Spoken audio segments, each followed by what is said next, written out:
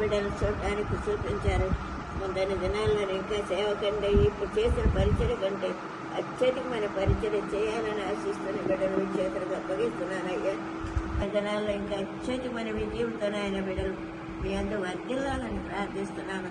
సహాయం చేయండి అయ్యా. అయ్యా అయ్యా ఏసయ్యా మీ చేతులకు అప్పగిస్తున్నారు బాబా. మీ నామనకు మహిమ తెచ్చుకోండి. మనుషులు సంతోషపడటం కాదయ్యా. మా బిడ్డలు ఏది చేసినా ఏ కార్యక్రమం చేసినా మనుషులు సంతోషపడటం కాదయ్యా.